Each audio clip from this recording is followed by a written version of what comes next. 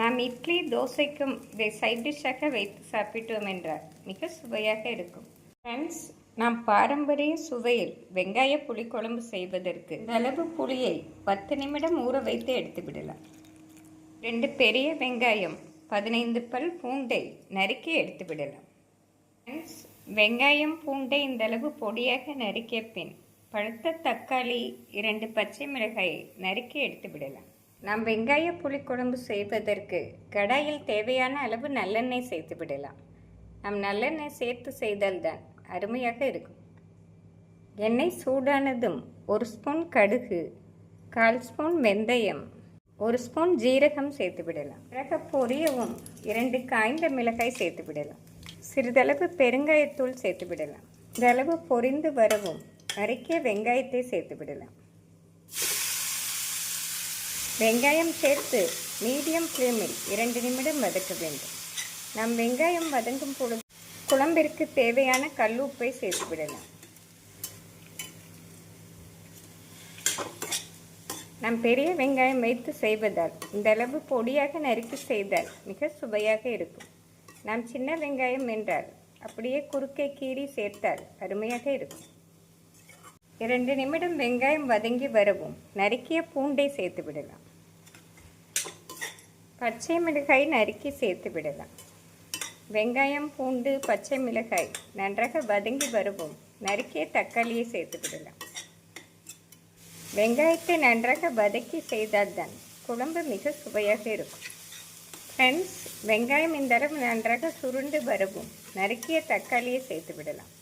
தக்காளியை பொடிதாக நறுக்கி சேர்த்து விடலாம். மீடியம் ஃப்ளேமில் 2 நிமிடம் நன்றாக வதக்கி விடலாம்.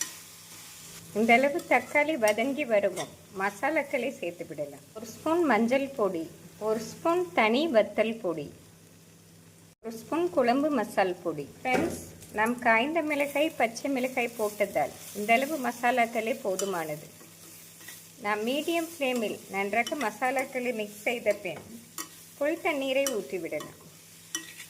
இந்த அளவு மசாலா நன்றாக வதங்கி வரவும் புளி தண்ணீரை கரைத்து சேர்த்து விடலாம். புளி தண்ணீரை நன்றாக கரைத்து சேர்த்து விடலாம். நாம் புளி தண்ணீருடன் 1/4 டம்ளர் தண்ணீர் சேர்த்து ஊற்றிவிடலாம். இந்த அளவு தண்ணீர் கொதித்து வரவும் உப்பு சரி பார்த்து நாம் தேவைப்பட்டால் சிறிது சேர்த்து விடலாம். ஃப்ரெண்ட்ஸ், இதனுடன் சுவைக்காக சிறிதளவு வெல்லம் சேர்த்து விடலாம். வெல்லம் சேர்த்து இந்த அளவு கொதித்து வரவும் மூடி போட்டு மீடியம் ஃப்ளேமில் 5 நிமிடம் வைத்து விடலாம். மீடியம் ஃப்ளேமில் 5 நிமிடம் வைத்தோம் என்றால் எண்ணெய் பிரிந்து அருமையாக ரெடியாகிவிடும். ஃப்ரெண்ட்ஸ், வெங்காய புளிக்குழம்பு எண்ணெய் பிரிந்து அருமையாக ரெடி.